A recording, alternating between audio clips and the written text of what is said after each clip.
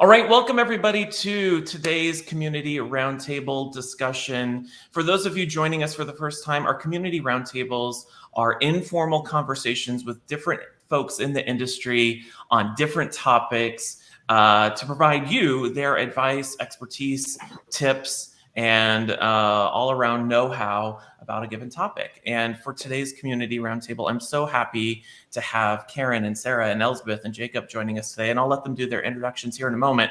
But what we're talking about today is transitioning from teaching into instructional design or e-learning or L&D at large, and we'll probably talk about all of those different ways that you can transition into those different roles. So I'm so happy to have them here. If you happen to be watching this on YouTube, make sure to click that like, subscribe, and the bell button to get alerted the next time I publish a video like this one. So welcome everybody. How are you all doing? Good. Great. Good.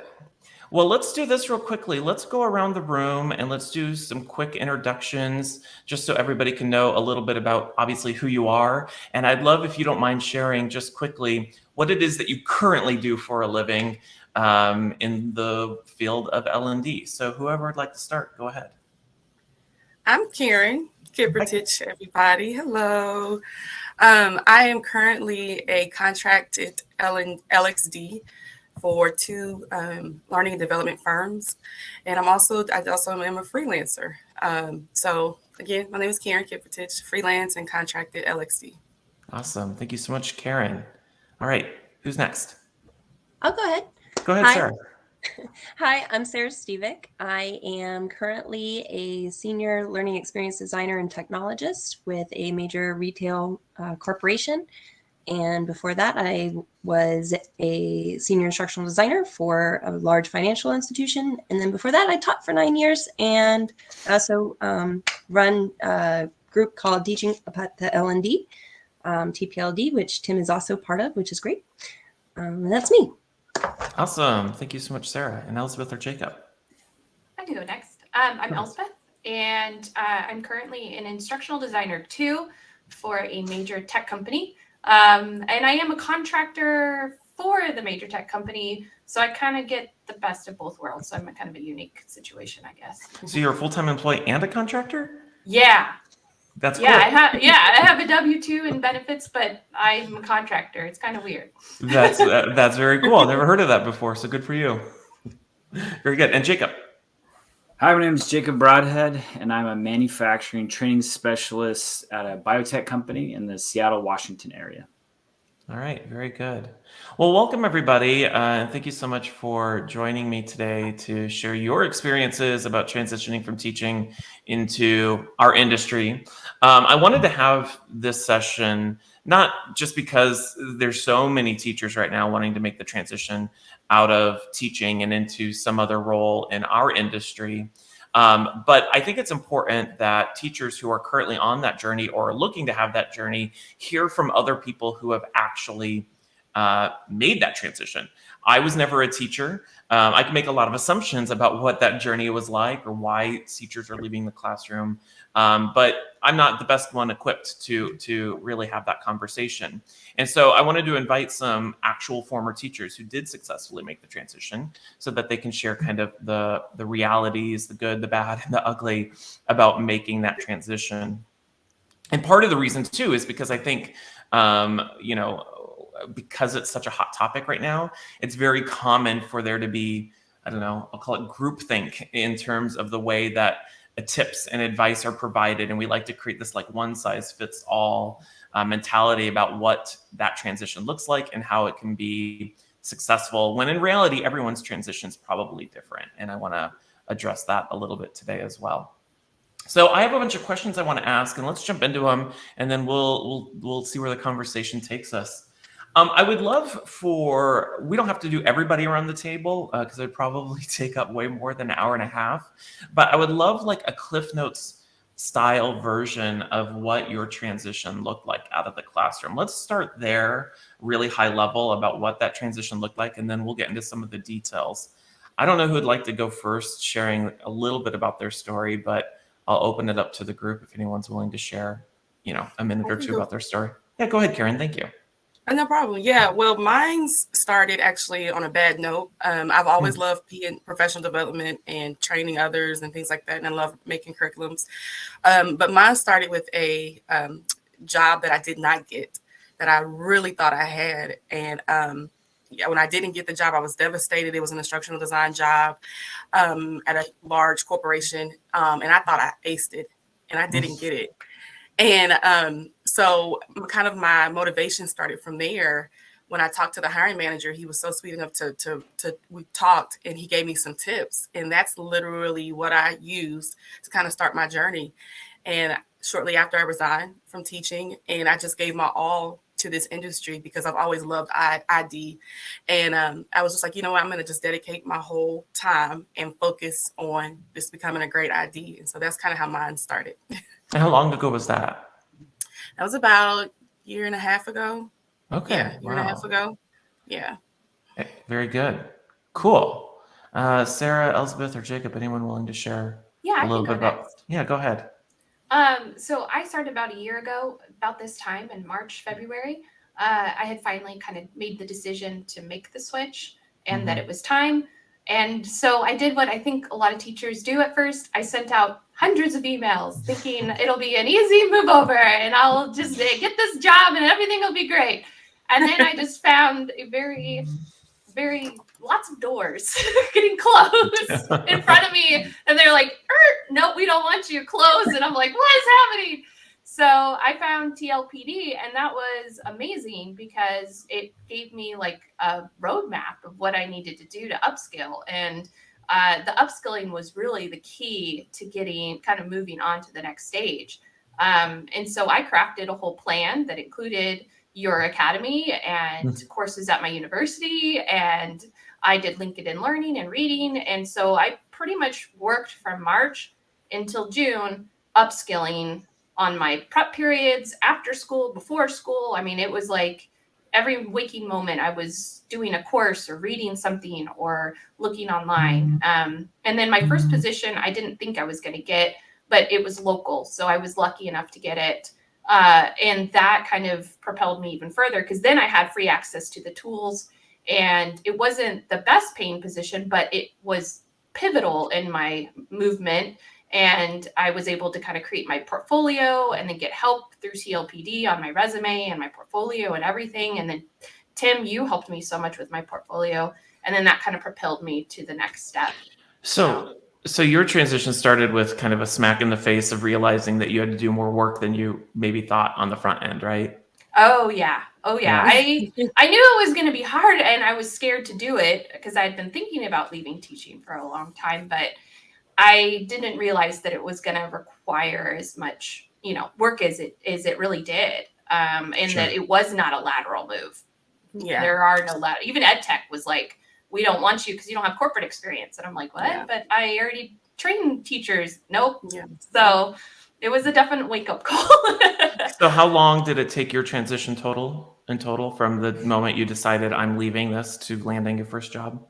I was extremely lucky that it was 4 months, but I also have an extensive background in technology and streaming and just all of that. So, and also I just worked my behind off. I mean, I was taking your course and 2 university courses in the same month and working on my portfolio. So it was a lot.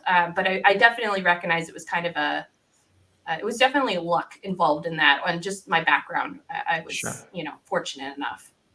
Very good. All right, Sarah or Jacob. Well, if it's okay, I'd love to kind of go in after that, because I do think serendipity is a big part of job hunting in general. It's about who you know, all the right pieces coming at the right time.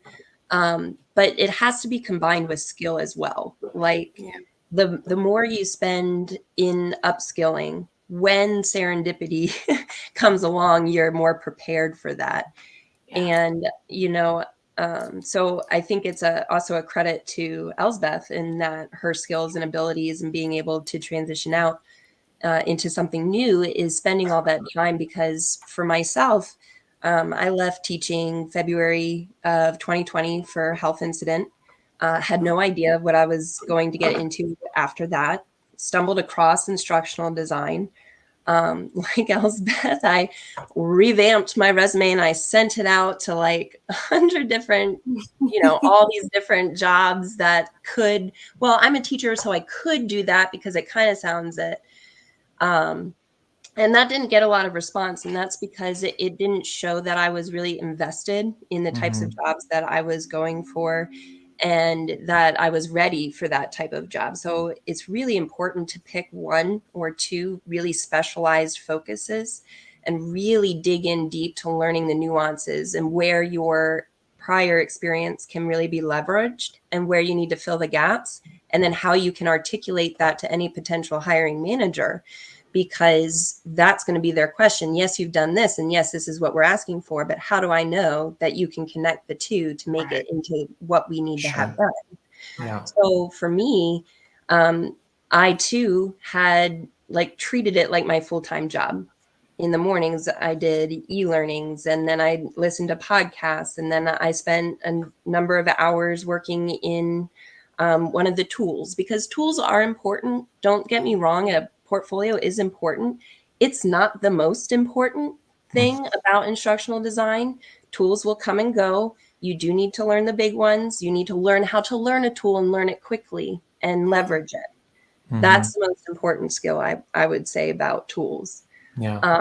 And so I treated it like a full-time job, and that was February 14th. And then I started my first day on the job was July 6th. So I would have had a position before that if it had not been the pandemic. But again, it was a little bit of the serendipity that Elsbeth had mentioned. And I had to bust butt. Regardless if you buy a program or if you do it yourself, it's the same amount of work. So don't let anybody tell you it's different. I love that you bring up the serendipity part of it. And I don't know how to describe this, but I feel like, and we'll get into this more when we talk about what skills teachers should be focusing on. And you bring up really great points about the tools, Sara, but I think part of it, I don't know if it's the universe will bring you to the point where you're ready to give up. And because it's like, you almost have to, not that you have to stop trying to make the transition, but you have to start focusing on the right things to make the transition. Yeah. It's not just enough to focus on wanting to make the transition. It's figuring out what are the things I need to focus on to make that transition, right? And then it'll bring you to the breaking point, and then the serendipity part kind of hopefully happens, right? Well, and sometimes we can get in our own way. You know what I mean? Oh, yeah. It's so bad that it's written across our faces, like, please, please, please, please, please hire me. And it's like, why do you want to work here? It's because I want a job. And that's fair. And I know it's hard not to be in that place because I've been in that place. But any way that you can ground yourself in the actual skills and the actual what you're there to do, to take that edge off is going to make you more appealing. It's like dating, right? Yeah, and I think as teachers, what I see often is everyone is obsessed with certifications. And I see that question at first a lot, like, what certifications do I need? Because like in teaching, you get the certification, then you get the job. I was special ed. I had my special ed certification. I could teach special ed all day long. I'd get hired anywhere in the whole entire world. But that's not how it works in L&D. It's really more about like what you can show you can do, and not what you've done or what courses you've taken or, things like that. So I think that's important, an important piece when we're discussing kind of like the requirements and things. Yeah, we'll definitely get into that. If I start talking about it now, I'm gonna go into like an hour tangent about it. It's okay. Jacob, what's your story? How did you transition Cliff Notes version out of the classroom? Sure. Yeah. So I'd say actually started when I was in graduate school, 2013. So not quite 10 years ago. I was hired as an instructional designer as a student because I showed some interest in technology. I took all the technology classes.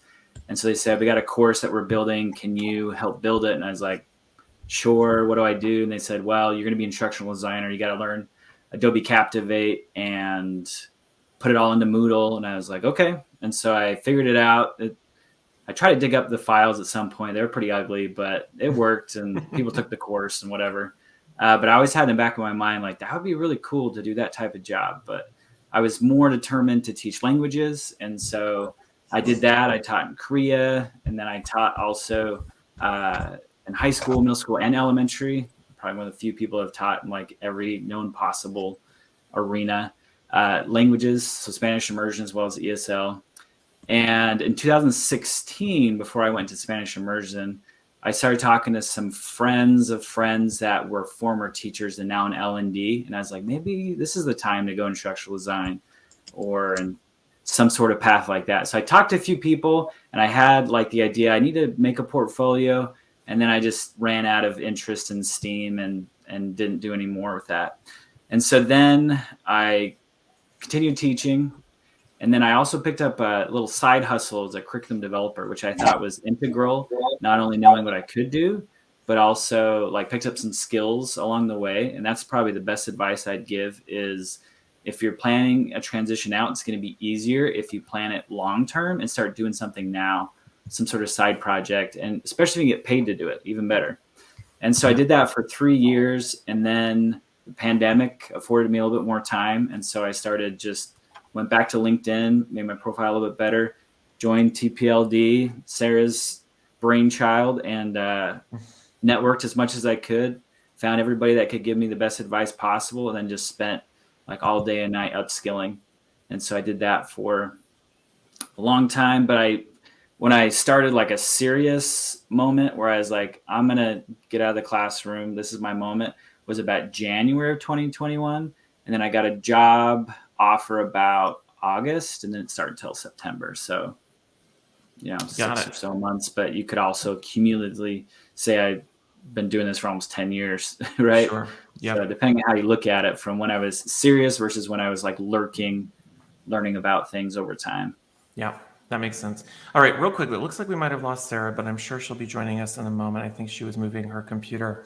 So let's transition to this question. I want to know your opinions, because I'm sure you all have your own opinions on this from your own experiences, but talking to other teachers, I would love to know why do you think so many teachers are currently wanting to leave the classroom, and why is instructional design, besides the fact that it's obviously a related industry, but why is that such a target for so many teachers looking to make that transition? I'm curious your thoughts there. I just think burnout, and the appeal of instructional design is that you get to still interact with learners, but in a different way. Mm-hmm. And it just looks like a natural thing to navigate to.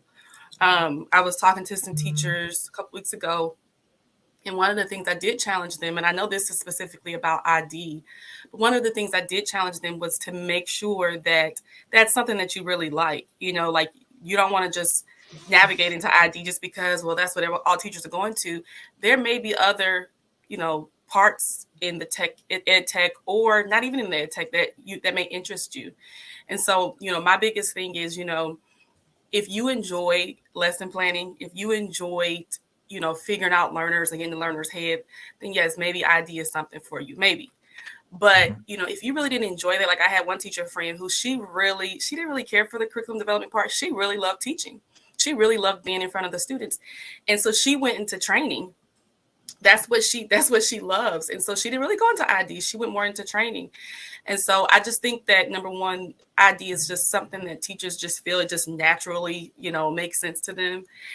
And then number two, I really feel like it's the one thing that is being talked about right now. I don't think a lot of other transitional jobs are being talked about or discussed. And so a lot of teachers just feel like if I want to get out of education, we go to ID.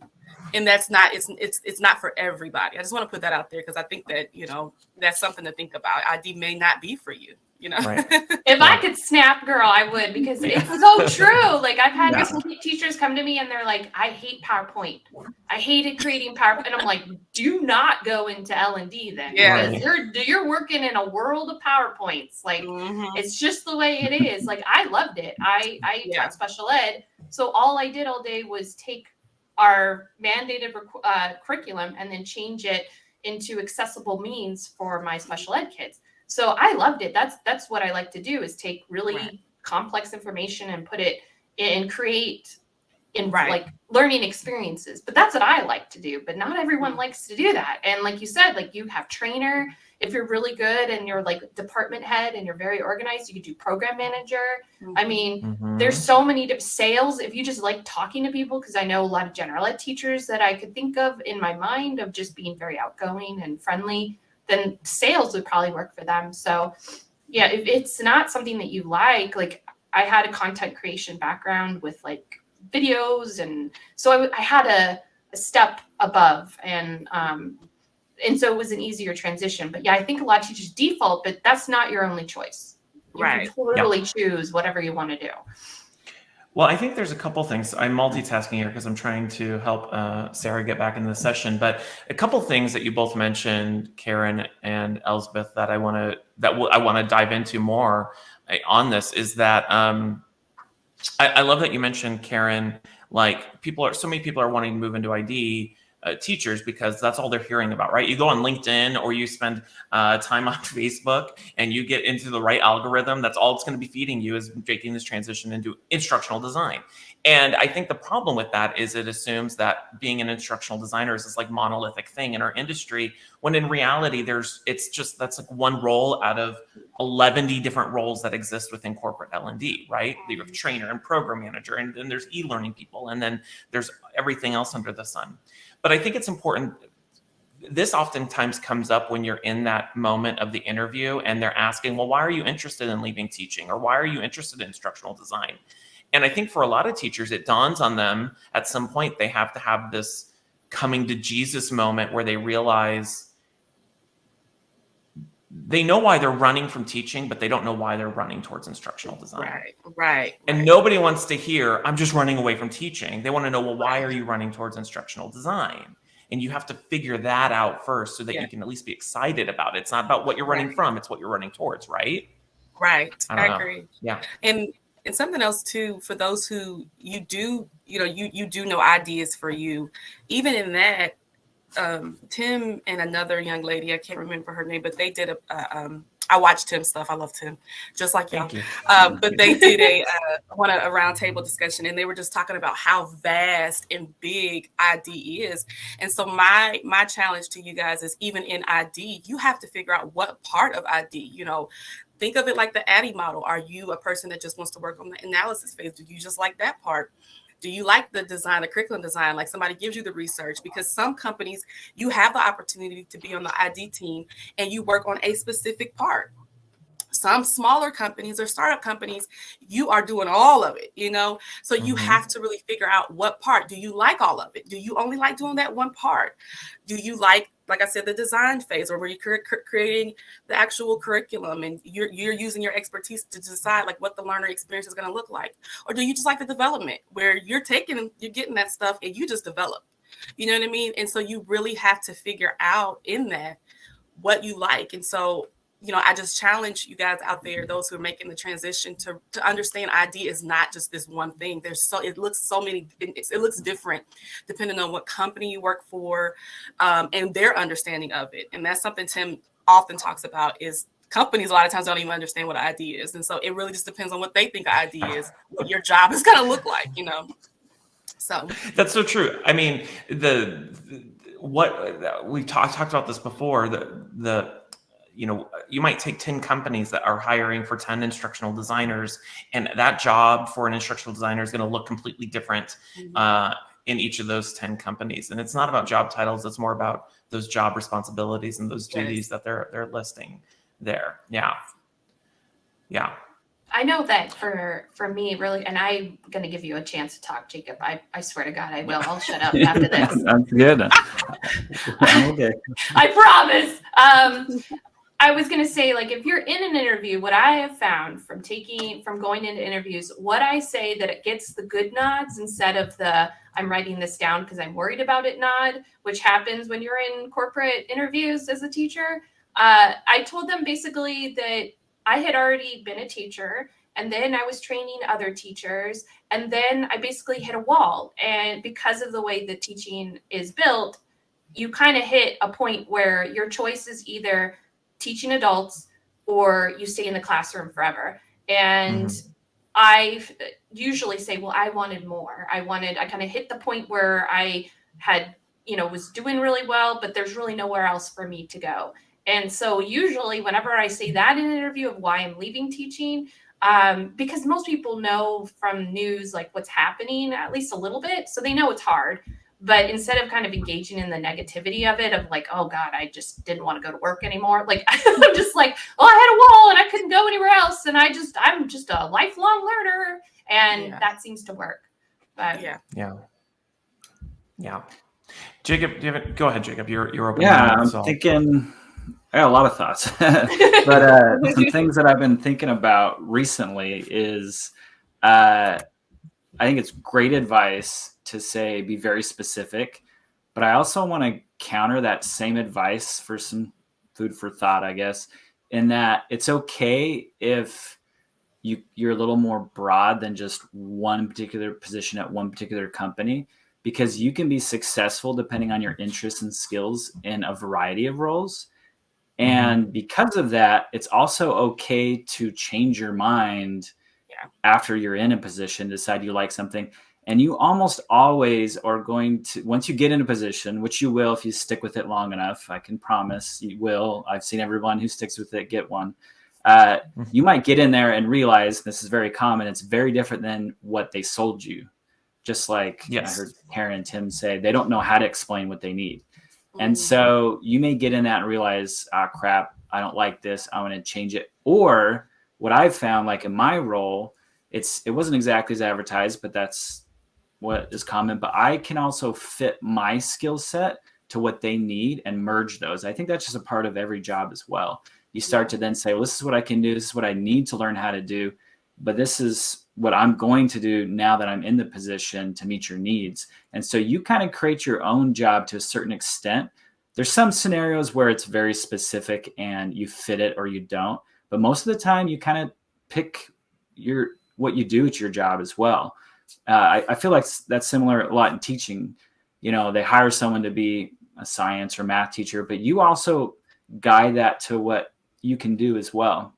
Right. And then another thing to consider is, particularly if you're like at tech companies or other companies that are rapidly evolving, you might get hired into what you think is a role, and then you learn certain skill sets or do certain things, and they reorg, they change, and you're in a whole different role really fast. I know several people that got hired as learning specialist or content developer or something that seemingly doesn't look as exciting. And now they're managers of UX or instructional design. They start to fall into these roles as they gain confidence and skills within that job.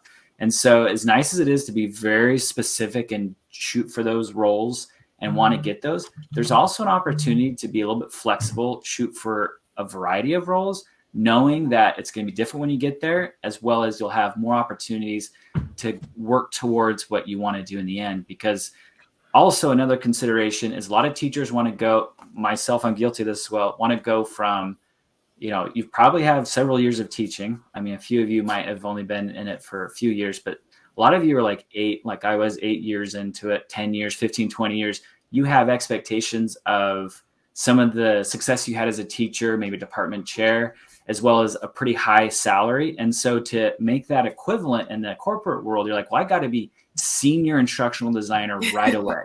And some people do that. And I interviewed for some senior instructional designer positions, didn't get any of them. But some of the time I knew I was out of my league. Other times they're like, you're more like an instructional designer, with what they perceived me as in the current moment, maybe for whatever skills gap I had or how I explained myself. But we want to jump to something equivalent in like the business world right away because we feel like we earned it. Whereas you might want to scale back for something that's a little different and then work towards that. You might even work towards that fast. And by fast, I mean a year, 2 years, 3 years. You've been a teacher for 15, 20 years.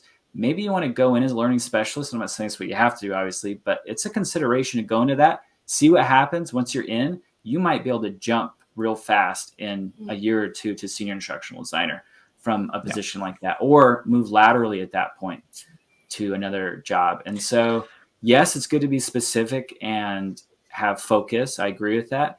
But also there's lots of opportunities where you can grow within a role and make it your own. Even if they hired you for something they thought, you can also say, this is what I'm good at and I'm going to do this, and they get excited, and you run with that within that company. Yeah, I totally agree with everything that you just said, Jacob. And I think, you bring up a really great point about, you've worked so hard to earn all these certifications or this certain levels or prestige within your old industry job teaching, and thinking, well, to your point, I got to move into a senior role in instructional design. First thing to know is that, again, just like the title instructional designer means different things at different companies, senior means different thing at different companies. You can be titled a director at one company, and that might mean you're making $350,000 a year, and you're over an entire department of 100 people, and you could be a director at another company where you're an individual contributor and you don't have any more responsibility than maybe a manager. Like, it's all relative, right? And right, wrong, or otherwise, if you're just leaving the classroom, you've worked hard to upskill and build your skills, and if a corporate hiring manager sees that you've put in that effort and they're willing to hire you, at the end of the day, they're still taking a risk. They're taking a calculated risk on you. And they're going to want to see, can you do the things that you say you can do, that I believe you can do, before they're going to give you that promotion. And most companies, and this is just the nature of the corporate environment and the corporate culture, if they want to bring you in as a director, they're probably going to bring you in as a senior manager, because then it's a feel-good moment when they get to promote you to director, because they want to see you prove yourself first. That's just the nature of the corporate environment. I don't know, Karyn or Elsbeth, do you have anything to add to that? I would just say that I kind of had, I took basically a pay cut to get my first position. And I think I was one-on-one calling you, Tim, if you remember. Oh, I remember. Like, freaking out. And I had I was only there for about 2 months. And the other part of it is not only do you want to look at the position, but the company. Because I see a lot of teachers that are applying to like Wayfair or Amazon, and they're struggling to get in. And I started at a local credit union, and it was perfect for me. I got in, they knew I was a teacher. They knew I didn't have experience with the tools, and they were fine with that. I had a manager that was a teacher, luckily. So side note on that. But yeah, once I got in, I stayed there for about 2 months. Or 2 or 3 months. It was really hard because it was such a pay cut and a benefit cut and everything. And I had to kind of just jump, as I remember. But it worked out in the end, at least for me. And if you can take the pay cut and this is what you want to do, and you find a position, once you get one, it's like a slip and slide. Everything else is easier after that. You're going to slide down, and then other people, I get contacted now after 6 or 8 months in the industry. People contact me on LinkedIn about positions and things like that, reach out. And so, if you can just, take that first job and not focus so much on how much you're making right now, but how much you could end up, because I doubled my pay 3 or 4 months later when I got my next position. And then next year I should be, above that. So hopefully. I don't want to miss this, because this is something that I think is important too. And we're going to be doing the next community roundtable I'm doing with a group of folks. I'll put a link to it in chat. Is on surviving and thriving during your first instructional design job. And Jacob, you kind of alluded to this. And Karyn, I'd love to get your thoughts on this, but I don't know if Elsbeth and Jacob, you remember the advice I gave both of you when you did first get your first job. The thing I always tell everybody who's getting their first instructional design job is, you're going to get into that job, and it's probably going to be way messier than you thought it was going to be. And it's going to be way different than you thought it was going to be. And you might love parts of it, and you might hate other parts of it. And the reason why this is such an important topic, and this is the topic of the next roundtable I'm doing, is that I think for a lot of former teachers, they've put so much of their sweat, blood, and tears in towards this idealized version of becoming an instructional designer, that they almost over romanticize what that means when they finally get that job. And then they get it, and they're like, oh my gosh, this is way different than I thought it was going to be. And in those moments, you want to recoil and go back to your comfort place. Even if you hated teaching, you were burnt out, you knew it. You knew the boundaries of it, right? You could do it in your sleep, even if it still made you tired while you were sleeping while doing it. And so I think But the advice I've always given other people, and I've given this to both you, Elsbeth, and Jacob, is that one of the things I think a lot of teachers have to work through when they're leaving teaching is separating their jobs from their careers. And what I mean by that is your job and your career are not the same thing. Your job is where you're at right now. Your career is the journey that you're on. And I think for a lot of times, teachers in teaching roles, those two things get really conflated. You get associated, your identity becomes a teacher at a specific district, at a specific school, teaching a specific grade, when in reality, in the corporate world, a job is just a stepping stone. It's all temporary. You're just there for a period of time, then you're going to move on to the next thing.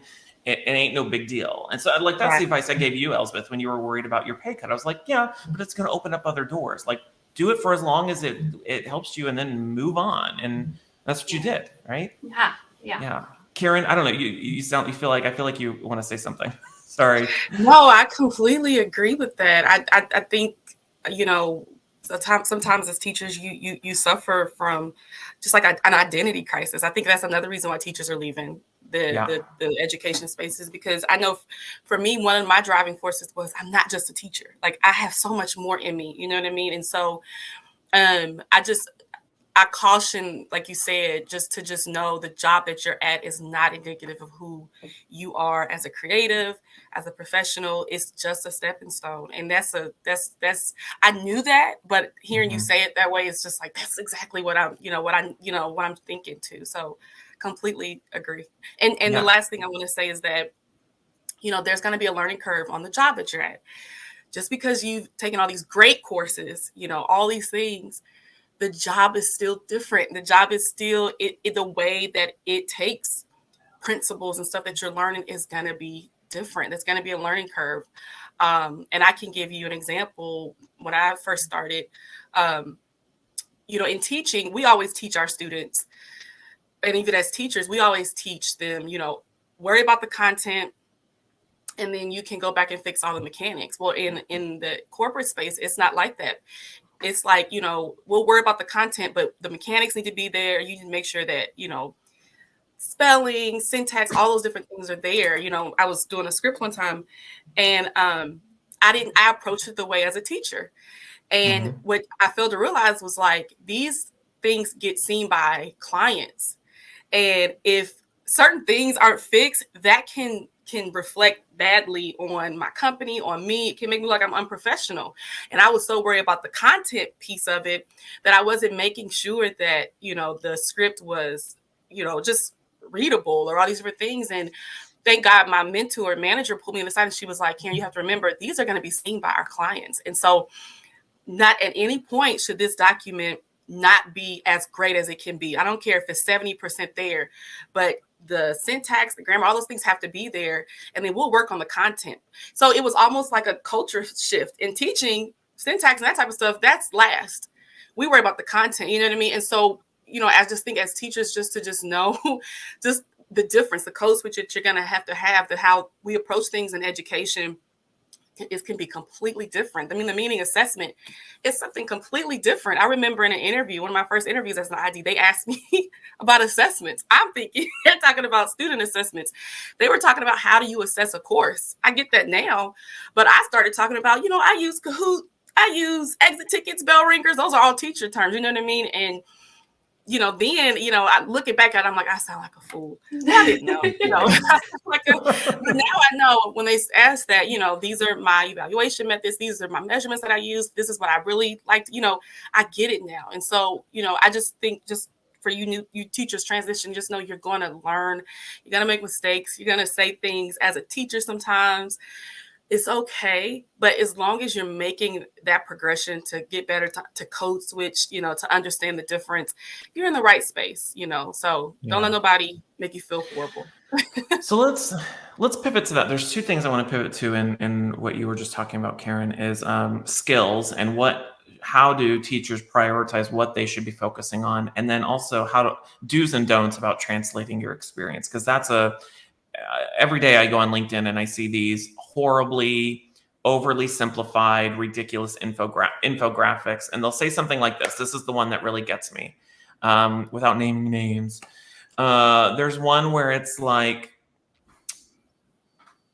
if you've created student worksheets, that means you're qualified to say that you have created instructional materials. Or Oh, no. if you've managed the Chrome cart, you are qualified to say, I'm good at managing instructional technology.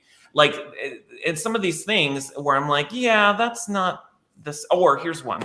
If you've spent 500 of your own dollars on school supplies, which is just awful that any teacher has to do that, that means you are qualified to say that you're good at fiscal management and budgeting in a corporate environment. And I'm like, no, that's not how any of this works. And so what are the do's and don'ts that you've kind of learned, and this is for everybody, on translating your experience? I'm curious. Well, I think number one, you really have to sit down and figure out what it is you need to upskill on. That's the first thing.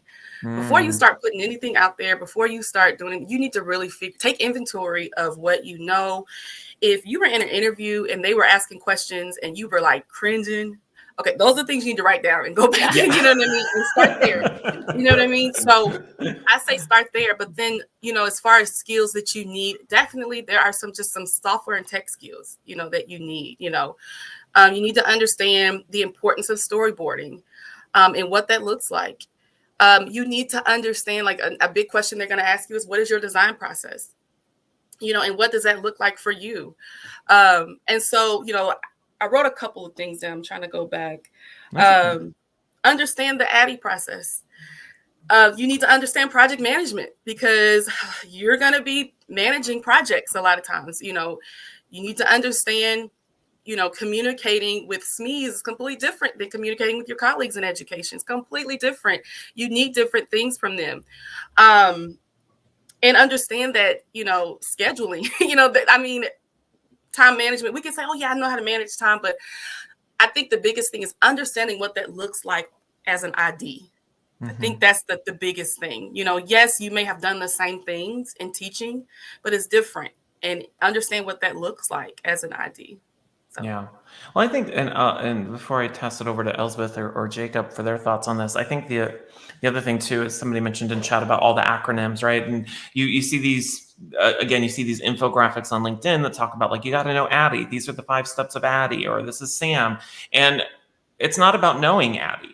It's not about knowing ADDIE. It's about how would you apply ADDIE in a project situation. And it's okay to say, I've never done that before. I don't know, but here's based off my research, here's how I would do it because I'm still learning. That's an honest answer.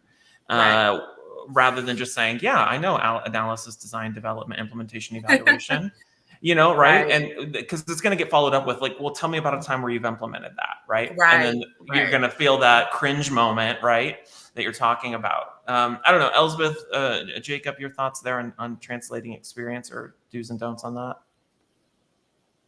If you pause, I'm gonna go, Jacob. Go ahead, Elsbeth. Yeah. No, I can. Yeah, go ahead. I expected you to say something. Go ahead. So what I would say first is don't lie. Please don't lie. Like, I see a lot of teachers that are changing their teacher title to instructional designer. You were not in instructional design. Like, I don't want to be rude. It's not the same. From there though, what I would say is that, just be honest. It's better if you're honest because they're going to find out. I see a lot of teachers that are like, I'm in the 3rd interviews. And then that's when it gets tough and you have to do a project and you have to know what you're doing. And then they're going to find out. And then you could be blacklisted from that company forever because they definitely do that. So you just don't want to lie. Like, just be honest about where you're at, like take stock and all of that. The second thing that I would say is that, find what you think you're good at and then try to market yourself that way. At least that's how I did it. I know that some people kind of say, like, the jack of all trades way. I'm kind of the more try to focus on a master of one thing, which honestly has changed in the 8 months that I've been in the industry. At first, I thought it was going to be design because I always did these fantastic slides and I like graphic design. I'm not super good, but I'm, decent. But I've actually found that I'm much better at the systems. So now I built out our whole department's process with all the material, like all the deliverables and everything. So it's kind of switched. So you'll find, like Jacob said, you're kind of your niche once you get in. Let's see, what else? I would just say, don't lie, read lots of books, try to keep up with the industry as well, because I know that impacted a lot of my interviews, because it's easy to say, oh yeah, I know what ADDIE is. However, we have so many different design models now. And if you say no ADDIE, but I prefer iterative and circular design because I want to check, and like you can expand on it and kind of produce, recent news, then they're thinking, okay, not only does she know the foundation, or they know to keep looking and to keep growing, because it seems like a lifelong learner is kind of one of the things that is similar with teaching, but they definitely like in the corporate space. Yeah. Well, I'll add to that too. I think the advice I always give people, or former teachers going into the interview, is that as a hiring manager, I've been on that side of being the hiring manager. I've interviewed former teachers before. The hiring manager, they know that you were a former teacher or a current teacher. They know it. They're not stupid. No matter what you say, even if you changed your title to instructional designer, but it says you're an instructional designer at Humboldt Unified School District, okay, you're probably a teacher. And so what a hiring manager is looking for is they want to know, do you know that you're self-aware? I want to know as a hiring manager, are you self-aware enough of what you're good at, what you're not good at? And are you willing to acknowledge it before I have to question it? Mm-hmm. And so the thing I always tell teachers is, if, let's say they ask you, tell me about a time you've done a needs analysis, and maybe you've never done a corporate needs analysis before. The right answer is to go, you know what? I've never done a needs analysis before, but I'm currently upskilling it on, and here's how I would do it if I were presented one. And then start talking about, how you go about doing it based off of the learning. That's going to show A, that you're self-aware, B, that you're honest, and C, that you're working towards upskilling and reskilling so that you will be able to do it. No candidate is going to be able to do everything. In no industry, you're going to be a master of everything. And so it's okay to say, I've never done that before, but here's how I would try to do it, or here's how I'm upskilling on it, right? That's totally acceptable. And a hiring manager is going to way more appreciate you pointing out the elephant in the room rather than them having to point it out for you.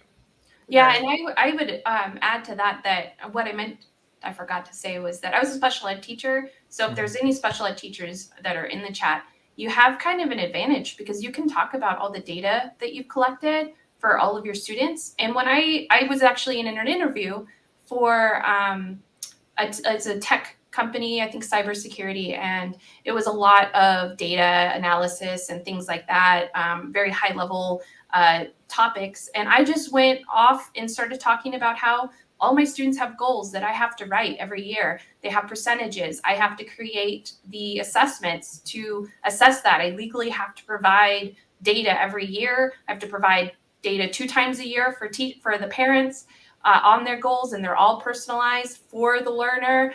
And so trying to kind of, I brought that in, and he was really impressed because I was doing all the percentages and doing Excel sheets and all of that. Because L&D, you do a lot of Excel sheets you don't realize, but it's a lot of data you're analyzing for your courses. So having that as a, I can say, like, I don't know, but this is what I've done in the past, and it worked, at least in that interview. It's kind of a touch and go, but Yeah. Jacob or Karyn, anything else to add on that? Go ahead, Jacob. Sure. So some thoughts that I had. So as you're learning different principles, ideas, concepts, like you mentioned ADDIE, project management, Kirkpatrick's level evaluation, there's a lot of terms and concepts, and you start reading books. I think it's best that once you make the decision, even if you're just exploring, if you're not just like full on, I'm going to get out, but you're still exploring. And even if you stick in teaching and you just put these principles into practice, all these things can be done right now. And that might revitalize maybe some of the way you're teaching. And I remember with the side job I had as a curriculum development, I started applying the same skills that I was learning in that job to my teaching. And it made everything in my classroom so much more fun and engaging. And I started teaching my kids, at this point, they were 5th graders, Excel. So I was teaching them how to make their own grade book, use formulas, and they all caught on. It took some time, but that was one way that I applied things that I learned outside of your traditional education, your different trainings that you go to on Fridays and stuff. there's lots of great information and concepts that are outside of just the education realm. If you can start applying those in your classroom. And the other thing is to think about results. They want to know. So in an interview, they're going to ask you, so what'd you do? What was the impact? What was the results? They're usually looking for a percentage. So you are familiar as a teacher with data and making goals. Start to think ahead of time if you can. I mean, you can retrofit things, which I have done as well mostly, but start to think ahead of time. And you can even plan this out a year, 2 years for your transition if you're thinking of it that way. But start translating what you're doing in the classroom and fit that into terminology and opportunities that you can then speak to a future interview about and say, yeah, I created this project and this is where I started. This is where my students were, my learners, you could say. You don't have to use, education terms. This is where they started. This is my goal. This is what happened. They grew, test scores. We're teaching them the test. Obviously, that bothers a lot of people, but you don't have to always use test scores. You can use different measurements, but you want to use something, track it. And then the other thing, like the number one skill that I'd say you need, and I've heard Karyn say it multiple times, is project management. So you need to come up with some sort of project that you're working on and then track it and bug people. I think that's another thing that teachers have a really hard time with, and I've had a hard time with, is that people just forget, like your SMEs and other stakeholders, they just forget what's going on because they have busy lives. And so you're constantly bugging SMEs as well as like managers, directors, VPs, these people that are like equivalent of your principal, the superintendent, in some cases maybe a director over multiple school districts. You're bugging them to help you out, and so it's a little bit uncomfortable sometimes in the beginning. Start getting used to that, and I would say even in educational setting, some of those same people, if you bugged about a project that was worthwhile, they would be cool about it. And so project management, as well as results focus and practicing that now, is what I would say you can do. And it make you probably more excited to be a teacher currently, is to think about, I can apply those skills in these other industries right now in my classroom. Yeah, being a special ed teacher, we used to have to remind higher ups to come to our meetings. And a lot of times it was harassment or borderline harassment. And so that's also been something that's been a real positive for me, because I'm like, oh yeah, I'm used to having to set a timeline to contact people to show up to my meeting. I'm used to hosting meetings, and these are all federal guideline, and so I definitely play that a bit. So special ed teachers, take note. I think that we have a little bit of an edge sometimes when we're going into a transition. So use all of the IEP process, because it's very similar to project management and all of those pieces that you need as an ID. Good. Well, even too, Karyn. as just teachers who are on like professional development teams or things like that. One of the things I like, to talk about, when they've asked me like, why do you want to be an ID, and I talked about how I was on the professional development team at my school and how I loved taking big organizational goals and breaking them down into initiatives, and then figuring out strategies to help meet those goals, whether it was, raising reading scores 20%, teaching teachers how to do that and the ways we would track it, so I would talk about that. And then one of the other big things is remediation. If it didn't work, how did y'all fix it? And so one of the things I always like to say is that we would pre-plan. If we don't meet these targets, this is what we're going to do. This is going to be plan B. So, think about those. And then I know Tim is probably going to say it, but I just want to, or he's probably going to go to it, but I just want to make sure, because I see that we're about to get into Q&A. Sure. But one of the things too that will help you guys on there, we talk about networking on LinkedIn, but collaborate with each other. You have other aspiring IDs who are out there. One of the things I was really big on was reaching out to people on LinkedIn, like, hey, you want to do a passion project together? And then guess what? I will have something to talk about in my interview. Well, this is a project that we're working on. You know what I mean? This is what me and my partner, if you go on my portfolio and I can put it in the chat, you will see collaborations that I have, the different people that I've worked with. And it gives me something to talk about. It also gives me a person to brag about, and a person so they can see that I am a collaborator, that I go after, working with great people. And then you're going to learn something from these people too. And I've learned a lot from other aspiring IDs, a lot. And I love my collaborators. And if you're, TPLD, I'm a part of that too. We're doing a project now It's going great. And they are learning, these teachers are learning a lot about the ID process. So collaborate. That's going to give you ammunition to talk about in your interviews. It really will. Yep, I love that. Let me ask this then. So we have 3 minutes or so until we do the Q&A, but we can adjust that slightly. A lot of teachers who are just starting to want to make this transition, they're finding themselves on LinkedIn for the first time, and they've never been on LinkedIn before because it's just not part of that culture in the world of teaching. And they're unsure how to network with people or what you're supposed to be doing on LinkedIn or working out loud. I'm curious, what tips would you have for starting to connect with folks and network with folks? And there's a lot of teachers out there. Karyn, you're a great example of this. You've done a lot of working out loud and just talking about your journey. I mean, what tips would you provide on how they can start doing that and the benefits that they might see from just being an active participant in the industry? Figure out what it is you want to communicate. For me, I wanted to take the guesswork out of people trying to figure out who I was on my resume, and so I put myself out there. You know what I mean? I was just like, you know what, I'm going to talk about this. So that gave people a chance to see me, to hear me say who I was, to hear me talk about my resume, to hear me talk about my transition. But that may not work for everybody. Don't do what everybody else is doing. You have to figure out what works for you. You may be a blogger. You may be somebody that does cool. You just are showing what you're working on. You just put videos of I don't know. When I say I don't know, I'm giving ideas. I don't know all of the different things that you could do. These are just some examples, but figure out what you're comfortable with, and then I would also say, when you apply to different jobs, because LinkedIn that was my number one place to go for jobs. Write, if it has a hiring manager, write them, when I say personal, I don't mean like a, personal, but when I say personal, I mean like a specific, reason why you want to be considered for this job. It helped me stand out a lot. And link, if you have a portfolio, I would always put my portfolio in there, my access to my resume, and just let them know, I would love to just chat about the position. This is what I love about ID. This is what I love about this position, a quick paragraph just so that you stand out. So those were some things. And then the last thing I said again, collaboration is really big. Find other IDs. I even had a letter or message that I would send to other IDs that I would want to collaborate with. Like, hi, this is what I'm thinking, because I didn't want them to think that I had an angle.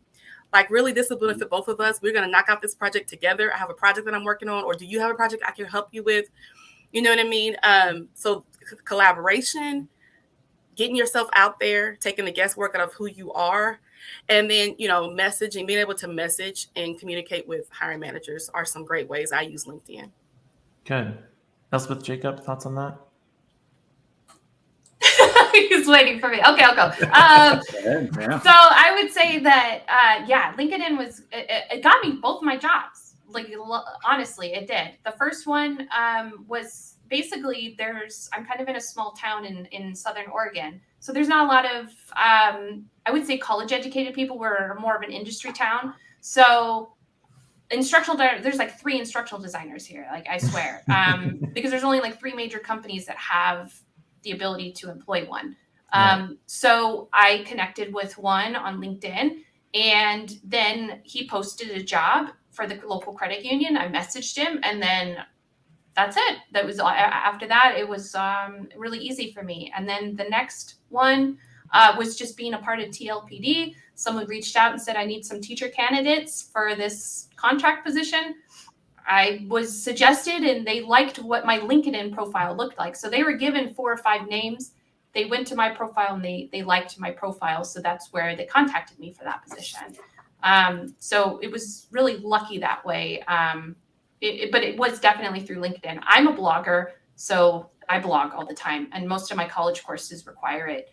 But I've gotten really good feedback from showing my process in a course, having a branching scenario map, all of those things to kind of show that I know it without having to actually say it.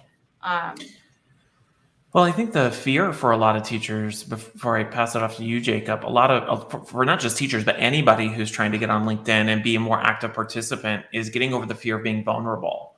And like, when you're putting out your process out there, you're showing what you're doing, you're not going to be showing always the perfect stuff. It's going to be messy. But the thing about that is, the sooner you come to terms with the fact that people think vulnerability is sexy, and not like sexy, but you know what I mean? Like, people like vulnerability.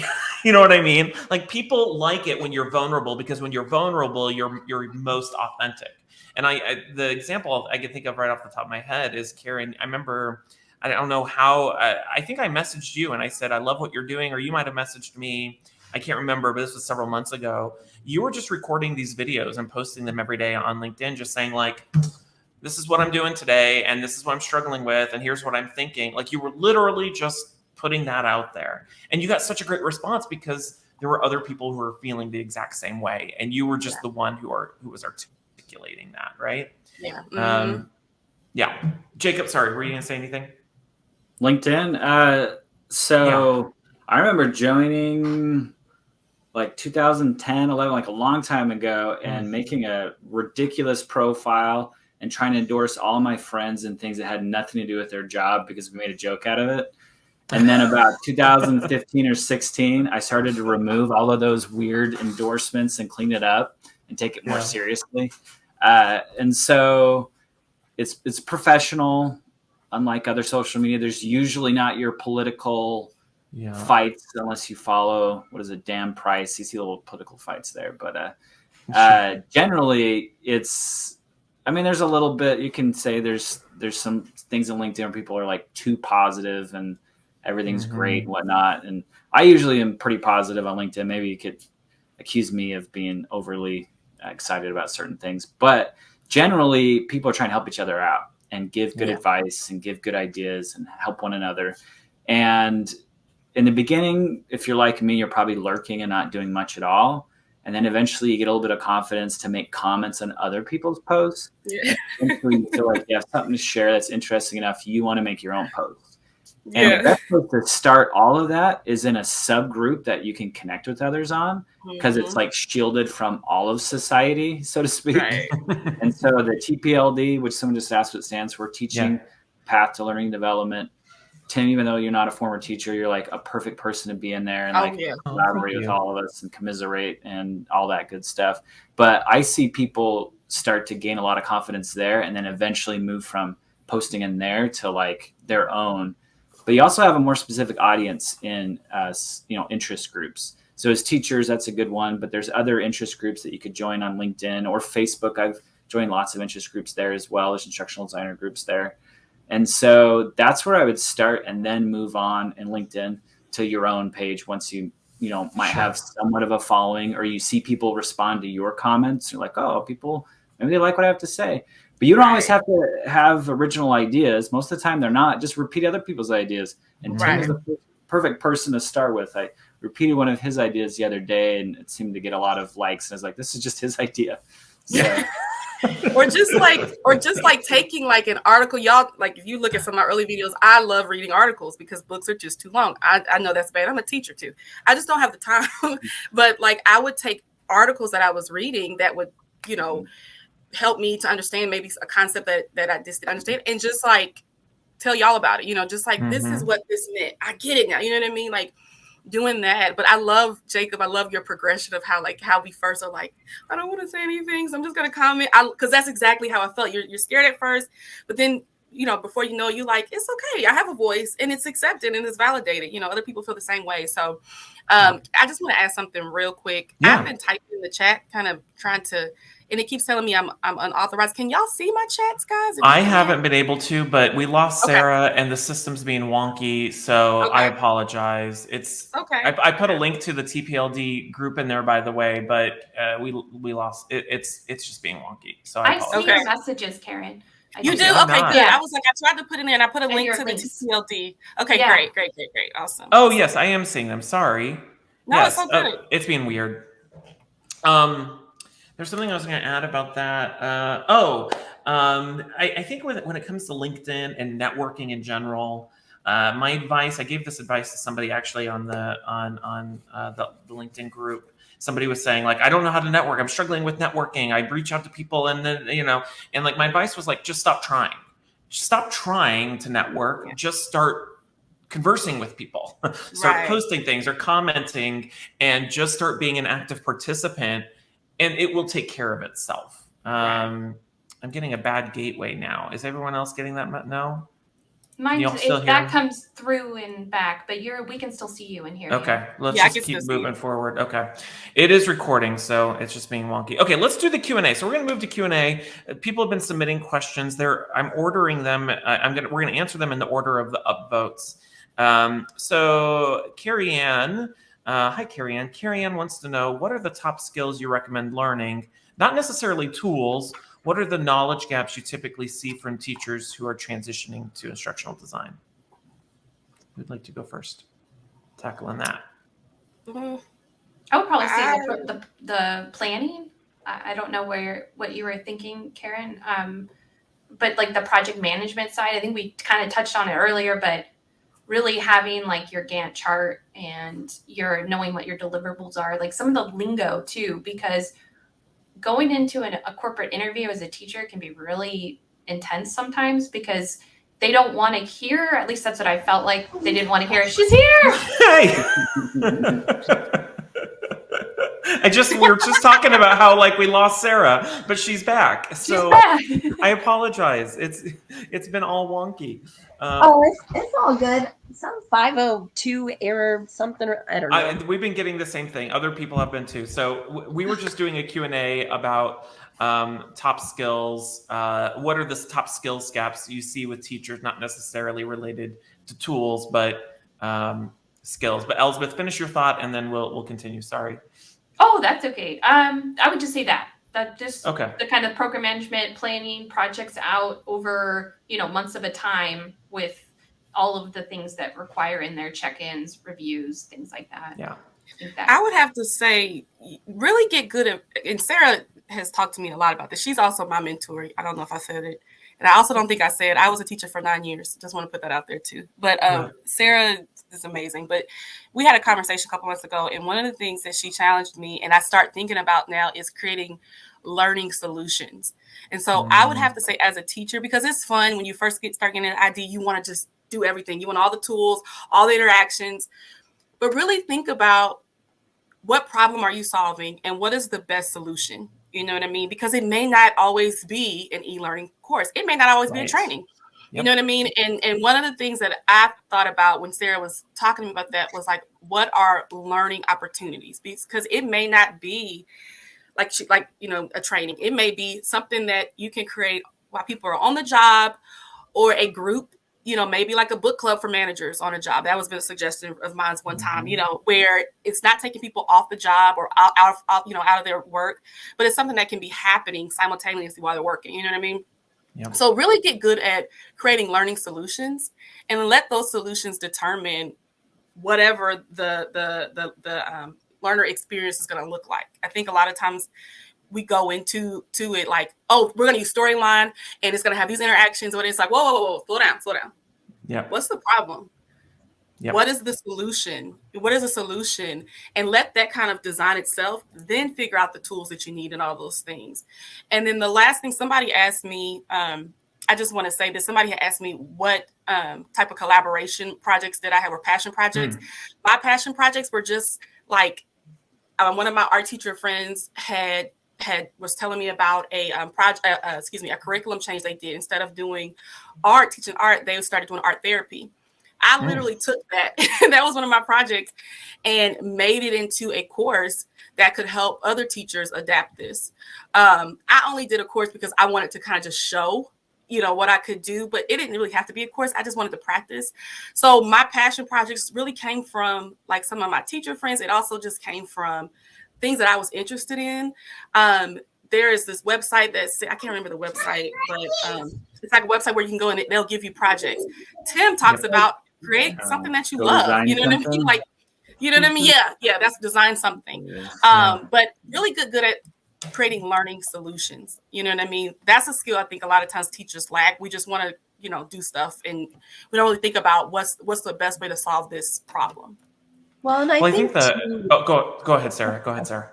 well, and to piggyback on that is like, why would a training be necessary? Like, what is driving the ask overall? I saw some great things put into the chat about Kathy Moore. I definitely advocate for, Kathy Moore's action mapping and figuring out the true task of it. When we think about learning in its truest, purest form, we learn when we don't know how to do a task or get from A to B.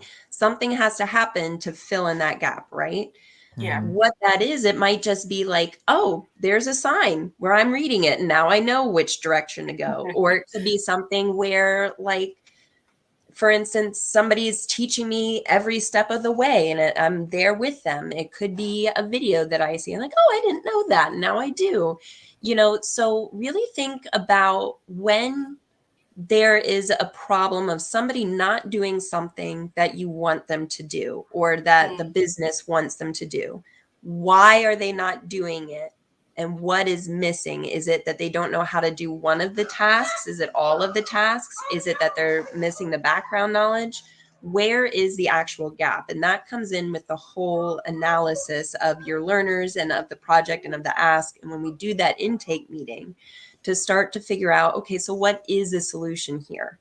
Try your best to put yourself in their shoes and say, okay, well, if I didn't know how to get to Arby's or wherever, right? Do I really want a whole e-learning on how to read maps and how to get to Arby's and every Arby's in the United States? Like, no, nobody wants that. They just want like, oh, here's your map to get there. Okay, great.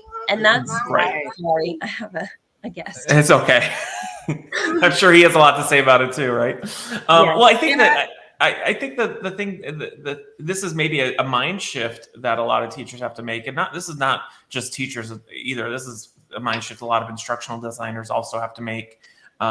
Is that when it comes to corporate L&D, everything you have to figure out how it connects back to the business and the reason why you're creating training on something. I'll give you an example. Like with teaching, you teach history. Why do they have to learn history? Well, because it's a requirement so that they can meet a certain assessment score for knowledge, right? In the corporate world, people don't need to know anything. People need to do things, right? And so let's take, Starbucks, for example. People don't need to learn how to make lattes because Starbucks makes lattes. They need to learn how to make lattes because they want to please their customers so that they can sell more lattes. That's the difference, right? It's not just about they need to know how to make lattes. They need to make lattes so that they can help the business in some way. That shift of why are you creating training in the first place, right? Yeah. Oh, Sarah, I think you're on mute. Sarah, what are you saying? Unless she was miming something. Oh, no, we can see you, but we can't hear you. No. Nope. I don't know. At least she's here. Can I say this real quick? Go ahead. Can I say this real quick? Two things Sarah also taught me. I'll talk for you, Sarah. No, just joking. But Sarah also talks a lot about, in our one-on-ones, we talk a lot about, thinking about how the learner or the audience, how can the learning be convenient for them? Mm-hmm. And so, like we said, it doesn't always have to be this long, drawn-out thing, but it may be a quick infographic. Or one of the things I'm really big on is like on an infographic, like putting QR codes on there. Maybe if it's a step that they're learning, maybe steps, maybe having, a quick video for each step so that maybe if I'm stuck, I don't want to look at the whole, the whole process. I just want to see what that step looks like. So I just need to remember that, you know what I mean? Yeah. So just how can the learning be convenient? The second thing too, I think another skill that you guys are really gonna have to get good at is knowing what to edit, knowing how to edit, knowing how to say no, because what'll happen a lot of times, this just happened to me on a project I'm about to start, is that the stakeholders will give you a lot of information. Like, this is what I want. We need to know about this. They want to know about the history of this. There's all these different things. And it's like, this is only supposed to be a 25-minute training. Yeah. So, what do I need to cut? Get really good at knowing how to kind of like guide the stakeholders and like help them to realize this doesn't apply to what you want your employees to know. You know what I mean? Like, this is good information, but this isn't necessarily, needed. You know what I mean? And so me and my L&D lead, we just sat last week and kind of brainstormed about how like other options we're going to give our stakeholders, because it's way too much information. So really learn how to like, don't be afraid to say no. Don't be afraid to like give other suggestions. You're the expert, you know. Yeah. Can you hear me now? Yeah, Can we you hear can me? hear you. Yes. Okay. Do I need Good. to? Okay, I didn't No, know. you're fine. You're fine. Yeah, just to piggyback on that, in a great way to kind of go about that is to offer several different solutions when they come with an ask. You can always show, based on previous projects that are similar, this is one option that you could go with. These were the results of that. Here are two other options. And here's the pros and cons of each of these, and let them decide. And that way they feel more ownership of the actual process that you're building. But it's nice because as the instructional designer, as the learning experience designer, you're still having a little bit more control over them going into left field and asking for all these things. Like scope creep is a total thing. They'll come back with ask after ask. Oh, can we put this in? Can we put that in? And a great way to kind of think about it that's different from teaching is that they are your clients. They have to be happy. At the end of the day, it's theirs. It's our job to help inform and consult. But at the end of the day, our job is to take whatever they make content-wise, package it up, and deliver it. We are not responsible whether or not that individual then performs amazing work at the end, as long as like we're still saying this is what we did, this is how we did it. Like that's our job. How they perform, that's their manager's job and on them. That's not on us. That's different from teaching, right? So really thinking about what are the different options that you can give to your clients and saying, here are the pros and cons of each and why I would recommend maybe going this avenue, considering your unique situation with your unique learners, the unique circumstances, the time allotment, the tools you have, all these things come into play, right? Yep. And that's what's different. In my mind, the biggest difference about teaching and about instructional design is that teachers are responsible for making the product, packaging it, shipping it, getting it to the customer, making sure that they're using it properly. And then when somebody comes in to assess to make sure the product's acting right, like we're there every step of the way. And then it's either we're fired or we're not, right? That's the standardized test. That's not instructional design. You can't get attached to your projects.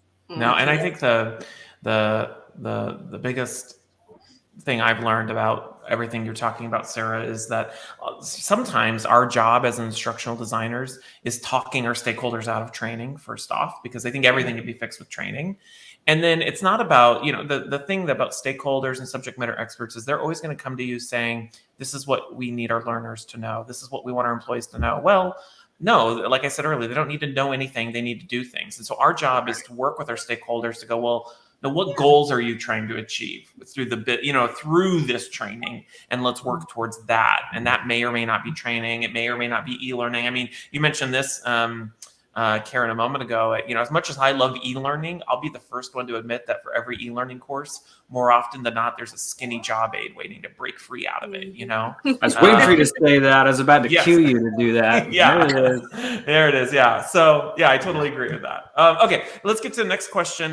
This one also comes from Carrie Ann. It's difficult to identify. This is a good one.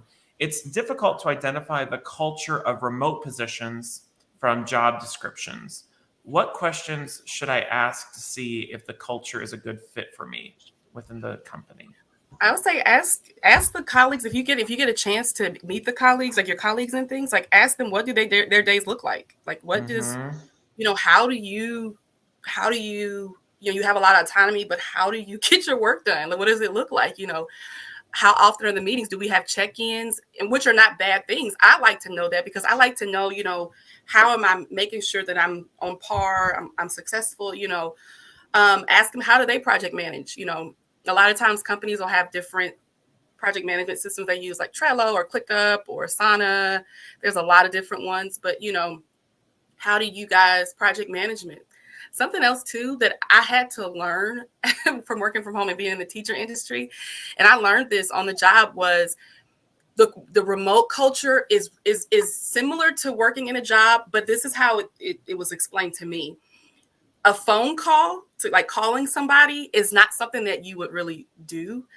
That's like in a lot of cultures is really reserved for like emergencies. Sure. The equivalent of like being able to turn to the right and like talk to your colleague would be like chatting with somebody. And then if you can't do that, like if they're not there, you like would wait for them. If they walked out the room and maybe they didn't respond right then and there, you have to wait for them to come back. You know what I mean? But if it's not an emergency, you don't want to call, because a lot of times those phone calls are reserved for, big times. If you want to set some time to talk with somebody, a lot of times in organizations, you share calendars. That was new for me because I wasn't used to people throwing things on my calendar. Like, I thought, you know what I mean? Mm-hmm. So maybe kind of get used to that, checking your calendar, making sure you're putting you're away or you're here, because a lot of companies that work remote, they really use that. It is the lifeblood of knowing where we all are at. And also checking in on the project management board, updating that. Yeah. Those types of ways keep you connected in a remote setting. Yeah. Well, and I think too, it depends on the company, right? And Mm-hmm. so if you're going in for an interview and you're looking at what the type of culture is, first things first, go on their website, do a deep dive, try and figure out what's their mission, what are their values, what are some projects that they've worked on recently. Go on and read reviews from former employees, current employees, try and touch base with people who are currently working in the industry and ask, what are some things that you really like about your day-to-day interactions with your manager, with your team, with the company overall? What are some things that you wish you could change or that provide a challenge or a struggle? So for example, you would also want to ask about how do they view time off? Mm-hmm. Are you required to clock in, clock out for each project? Are you just like required to get your work done? Is it kind of, what is the average work day? If you have several different time zones, I know that can be challenging. When are you expected to be at work? And will there be times, if there are different time zones, that you're expected to come in? Ask about how's your work-life balance? Do they give you time to be with your family? So these are kinds of questions that you can, here's the real rub of it, right? When you're in an interview, they have to ask their questions and get a specific amount of information about what you're capable of. And you have a very tight time frame to ask some very targeted, specific questions that show that you've been paying attention throughout the interview and also that you've done your background research and your homework. Yep. If you take that time to ask about culture, you want to do it in a way that's going to provide you the actual information that you're looking for, not just because you have to ask a question. So for example, if you want to know like, hey, how's the work-life balance? And you've asked around and you've seen some reviews, you can bring that. So I've heard from several different sources that you really encourage your employees to take time off to be with their family. Could you tell me a little bit more about that culture and what that would look like in this department specifically? Yeah. Because if not, it's an open-ended question that could result anywhere, doesn't give you the information that you're really after. And it kind of looks like a catch-all question, like, this candidate knows they have to ask a question. A good lean-to is, let me ask about culture. But are you really interested in culture? Is it really a good use of everyone's time? So really be meaningful about the questions and think about, just like with your learning, is this a question that has to be asked in the moment, or can this be asked external to the actual event? That's a great point. And I think when it comes to asking questions about culture, you need to identify what's important to you in the culture you're looking for so you can ask those pointed questions. But it's also important to remember too, one of the, I don't want to call it a fallacy or a mistake, but one of the common things that happens during an interview is the deeper you get into an interview process, the more that employer is catering to you and telling you what you want to hear, because they don't want to have to start the interview process over again. Mm-hmm. And so oftentimes hiring managers or other people involved in the interview process, intentionally or unintentionally, they start describing things the way they would like them to be at the company or on the team. They talk about future state, where they're headed, not where they're at currently. And so you want to understand, what is the culture right now? How is it, not what you're hoping to achieve with the culture, but where is it right now? What does the work look like right now? And oh gosh, the other thing I was going to say about that escaped my mind, that was probably going to revolutionize. Well, if it's not there right now, ask what's in place to get there. What are they doing? What are you working? Yeah. How are you working towards that dream of, whatever it is that you're trying to achieve? And don't be afraid to ask the questions, I think, too. Yeah. Sorry to cut you off. Yeah, no, you're absolutely right. Like, ask those questions. I actually was in an interview process with a company that I interviewed with before. It was a tech company, and they had unlimited PTO, which was enticing to me. And then 2 months later, it was gone, and the website was changed. And so I asked the hiring manager, like, hey, is this still unlimited? Oh, yeah. And then I had to literally go to their website and take a screenshot. I'm like, this is not what the website is saying. Like, is that gone? Is the policy changed?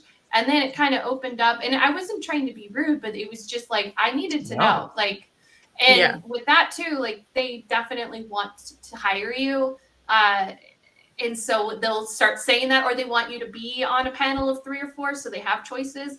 So don't be afraid to ask those questions, because in the end, it ended up being where there was some things that weren't lining up, and I backed out, and I did not take the position. And get it in writing in your offer. Writing, yeah. Well, it reminds me of what I was going to say about culture, and you were talking a little bit about this, Sarah, and this goes to what you just said, Elsbeth.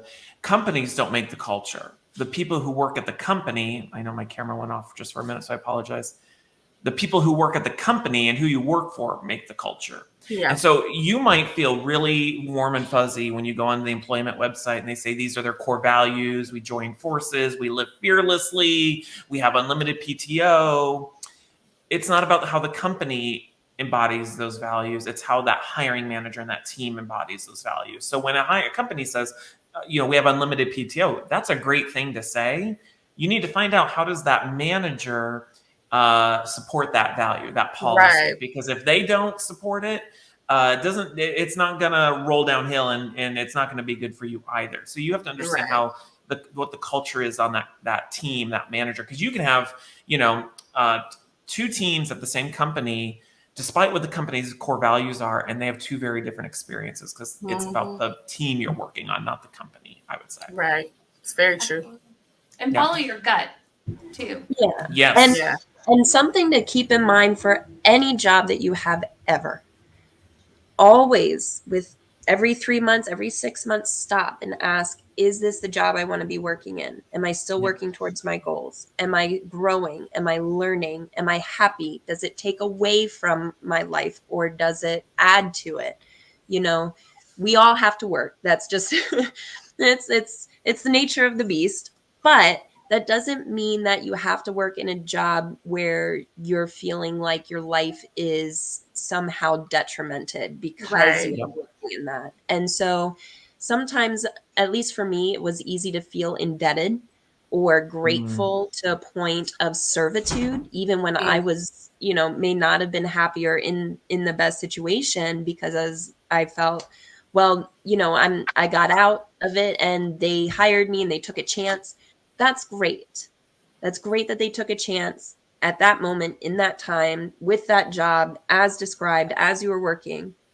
But that job can change. And there's nothing wrong with that. And you can change. Also, nothing wrong with that. But you have to constantly be open and reassessing to see when that happens, so that you can make the moves that are right for you and the best move for your career. Yeah. Yes. Well, we're out of time, so we're going to end on that note. And I think there's this great quote I see all the time on LinkedIn. I don't know who wrote this or said this, so I apologize that I can't attribute them properly. But there's only 2 reasons to ever stay at a job. You're either learning or you're earning.